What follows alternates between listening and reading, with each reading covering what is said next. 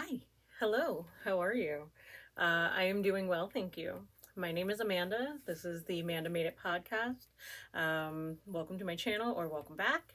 I am the owner and operator of Coastal Wool Washing, a small boutique wool washing service for small flock farmers and individual hand spinners who just need some help with getting their raw fleece washed, and a little bit of prep in there as well.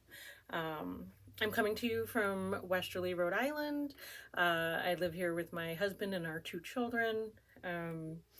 And this is just kind of where I chat about the things that I'm making, which can include knitting, crochet, weaving, sewing, spinning, and any other things I might get up to.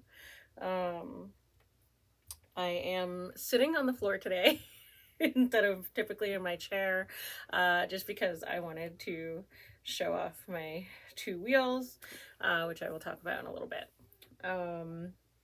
So today I have some knitting and some sewing and some spinning to share with you, and some talk about my work with the Southeastern New England Fibershed.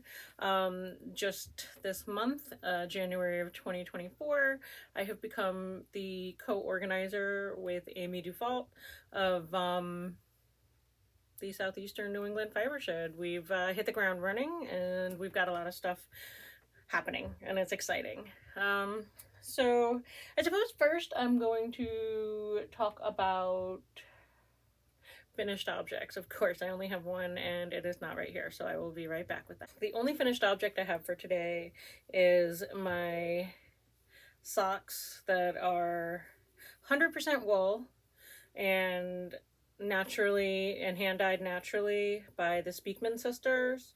I believe it was with logwood, but I lost the band, so I don't remember. But yeah, I just finished these yesterday. It's I'm excited to see how they work out. I am trying to see how I feel about 100% wool socks, and get into having less man-made fibers in my choices going forward. I don't know how that's going to work out. I don't know if that's a forever thing, but that's what I'm trying to do for now. So these socks, just a rounded toe, goes up to a fish lips kiss heel. I don't remember numbers, and then a 1x1 cuff. But I am excited. I was super excited to find naturally dyed 100% sock yarn, 100% wool sock yarn at the New England Fiber Festival. I could find naturally dyed sock yarn, but it was superwash merino and had nylon, and that's wonderful for those folks who want to work with that. I have decided that I would like to move away from that. So this was an awesome find. You know, if you have any suggestions for any other sock yarns that might fit that bill, I would love to hear it. I know that Mondeem is one, and the next time I decide that I want to make a pair of socks, I will probably order some of that just to see what I can find and work with.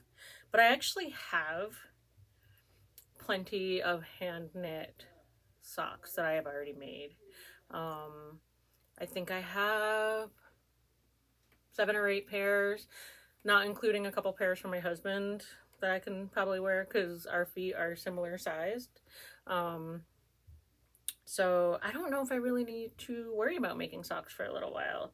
That is another part of my process of making, is really being mindful of what I need versus what I want. And I really enjoy making socks. They're a great project to have around. But I would like to be a little more cognizant of what I'm doing. So we'll see. Anyway, finished object. I have got some whips to share. One is my Handspun steeked set-in sleeve sweater. I am alternating 2 or 3 different handspuns.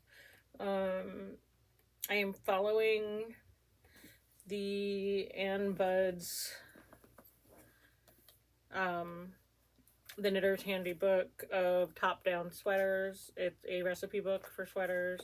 I'm doing the set-in sleeve one. I made one sweater previously using this book and I liked the way it fits, so I figured I'd try it for this, especially because handspun is so hard to classify. So you kind of work off your gauge, which is really nice. So I have completed the body and I have just started picking up the sleeves, but I haven't gotten any farther than that because it does require me to pay attention and be alert and aware. And life has changed a little bit lately, so knitting is something I'm only really doing at night now, and usually by then I'm pretty tired.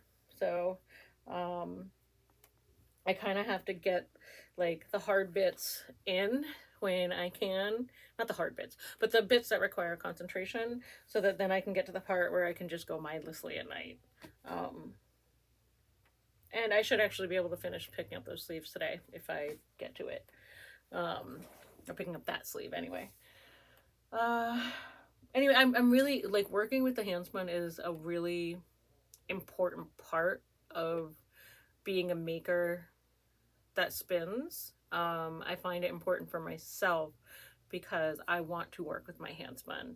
And in order to work with my handspun, I have to work with it to see what I would like to change about my method of spinning. And so I'm enjoying it. The sweater is nice. It's, you know, the yarn feels good. It is good to work with it. I can really see the inconsistencies that I have in it. But again, I spun the yarns in this back in July, and as I'll talk about in a moment, like, my spinning has changed dramatically since then. And I'll get to that in a little bit. My next working project is just a long-term one, but I love this so much. First of all, this fits that easy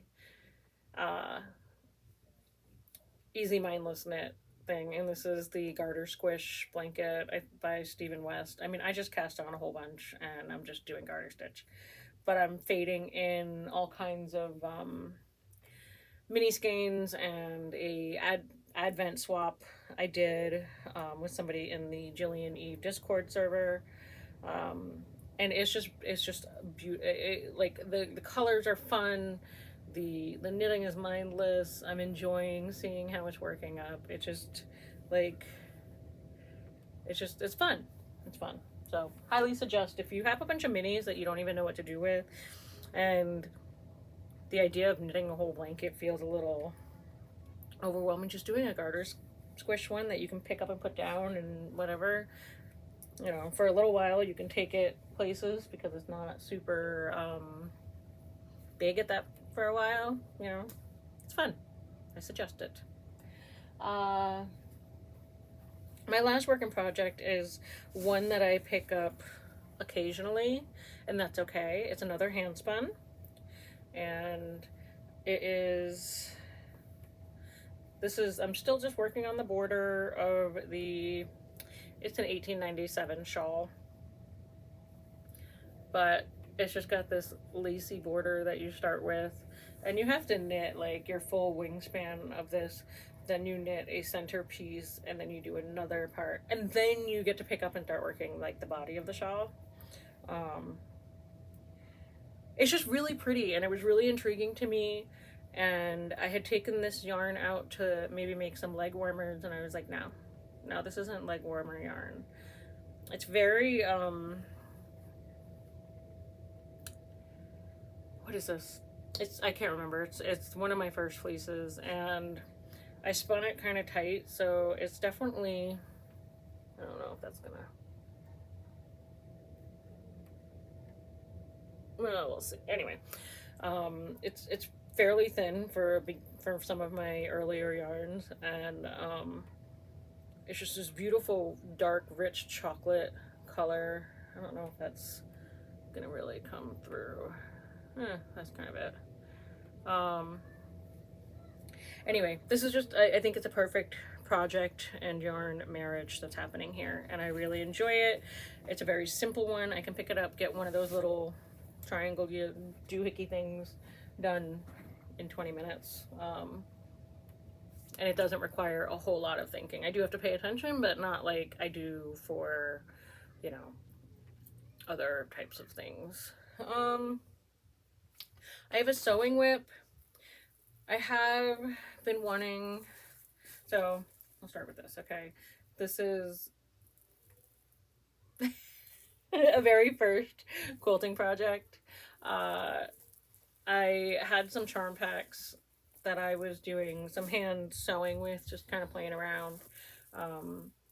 And I had the leftovers from a charm pack, and I was like, you know what, I just want to make a quilted something with it. And so I decided to do a little table runner thing. I had a bunch of batting things from my Nana that came in a box from her, of stuff that she's not using. And this batting is like a reflexive heat safe. I don't know, it's got this shiny stuff in it. I don't know if it's gonna show up, but anyway. Oh, and I did the backing in some leftover corduroy. Clearly, I am not good at straight lines or anything. I have puckers all over the place, and I don't care. But it was incredibly satisfying. I worked on chain piecing these squares together. A very simple quilting. You know, just following the lines. And this is just gonna end up living on my kitchen table. You know, just to be a little centerpiece thing that I can put hot stuff on. I still need to do the binding, and that is something I will work on at some point. So I'm excited for it. I have found that I am drawn to very pretty fabrics. Like, I am surprised that I am drawn to the fabrics that I am, but I like the delicate, pretty fabrics, which is not something that I necessarily would have thought I would be. So, but you grow and you learn, right? About yourself and the things that you like to make.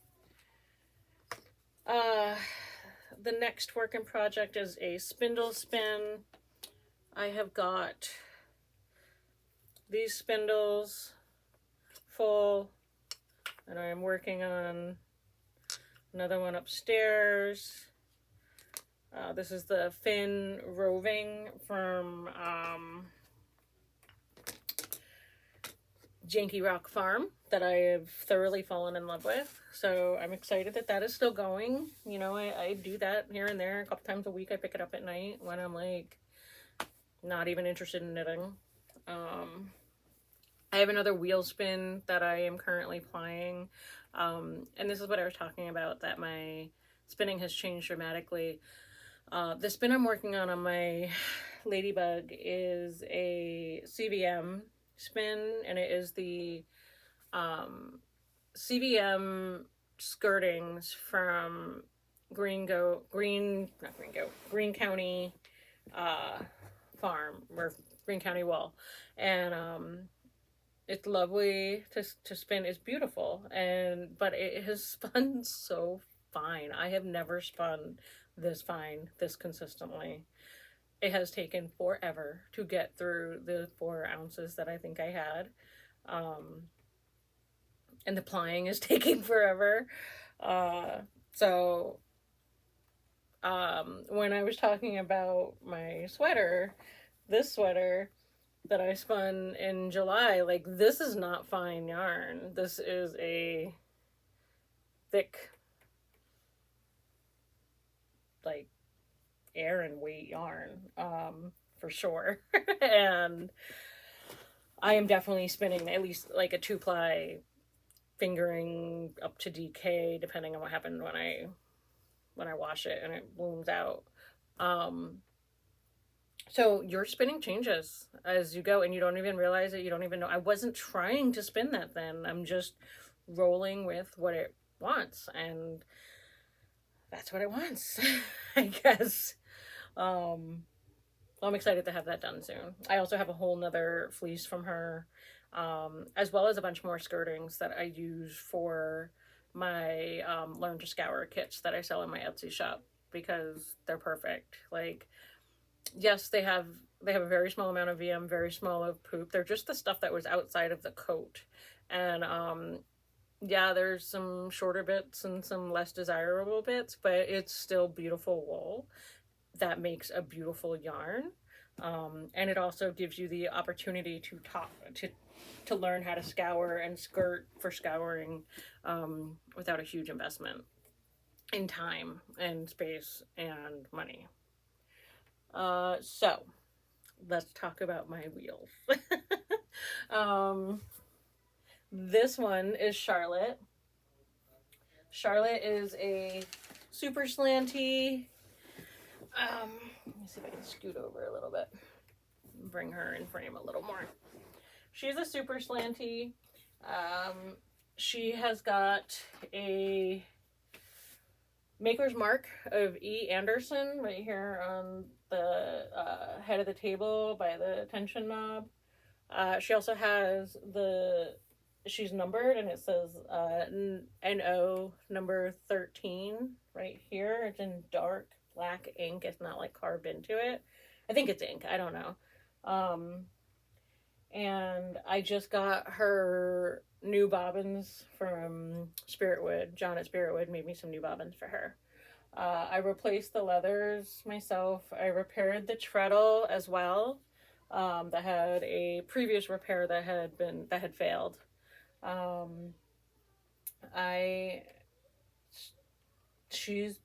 I love her. She is so fun. My first full spin on her is actually Fossil Fibers, Corriedale top, dyed in the contract colorway from The Hobbit, her Hobbit series. This wheel is so fun, and she speaks to my heart, and she's my first real like wheel project that I've taken on for myself, and it's been a lot of fun, a lot of learning, and I'm enjoying it thoroughly. My other wheel, this is Catherine. She is a CPW or a QPW for a Canadian production wheel. However, I do believe that they prefer that we call it a Quebec production wheel because they were made in the French language speaking Quebec regions of Canada. So I'm trying to be correct in how I speak about this. Most people know them as a CPW, but I do believe that the terminology is correctly.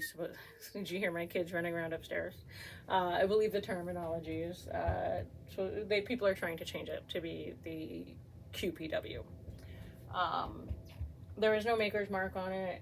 I did have John at Spiritwood work on her flyer and fix a repair and also make me some new bobbins.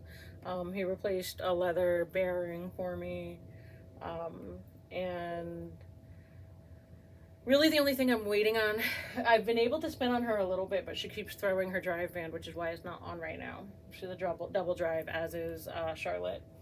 And I've been able to kind of shim the legs with some waist wool, but the supports for the wheel have a lot more play in them than they did when I first got her, now that I've actually tried spinning on her. So I have some clarinet reed shims coming in hopefully tomorrow, and that was a suggestion from Fossil Fibers. Corey at Fossil Fibers to try to utilize. I did replace the string footman that was on her when I got her with I think it's a 16 gauge wire that I had. so I don't know if I need to fix that, change that out as well. But she spins so nice when she spins, when I can keep the stupid drive band on her. So, you know, these wheels, they require nuance and fiddling, but in the best way possible, and it's super fun. I enjoy it so much. And that's kind of what I've been working on, you know, my wheels, my spinning, my knitting, and sewing. The Southeastern New England Fibershed, we had our first market at Farm Fresh RI in Providence, Rhode Island. Their farmers market, the first, like, a few weeks ago, on a Saturday, and it was such a great experience. We talked to so many people. I was there as Coastal Wool Washing, and I shared a booth with Amy, Southeastern New England Fibershed. We kind of worked together, and it was just so much fun. There were a lot of fiber people to meet and talk to. The Fibershed, we have opened up our member directory. We are getting all of that sorted. We're going to be in Martha's Vineyard next month, and then in March we will be back at the Farm Fresh RI Farm to Fiber showcase event. I think in May we're doing an event at a fiber festival thing at Coggeshall Farm in Bristol, Rhode Island, I think. I'm also doing some work with the South County Museum in Narragansett. There's just so much cool stuff with fiber happening. Not the least of which is that I met Richard and Donna of Wedges of Time. They are a lovely couple who do reenactments and education, spinning, weaving, you know, demos and all that kind of stuff. And Richard is also a spinning wheel restorer. And I love John at Spiritwood. He's fantastic and great. He's in Indiana, and I'm shipping stuff to Indiana. And there's a guy here that I can ask to do the work. And they were so lovely to talk to. I dropped off I have a flax wheel that has been in my family for a very long time. I'm not sure the whole story about it yet, but I got it in pieces. It was in my great uncle's workshop in pieces. My cousin gathered it all together and sent it to me, and Richard is gonna put it back together for me and get it working, and I'm super excited because that wheel is a direct connection to someone in my family history who spun, and it lived in the living rooms of family members since then, and it's just really cool to have that, and I would like to spin on it. So Richard and Donna and their grandson Zach showed me around their museum at the Payne House in Coventry. They have all their wheels and this huge barn loom and like such cool stuff, and they were so wonderful to talk to, and I took no pictures because I forgot my phone in the truck. So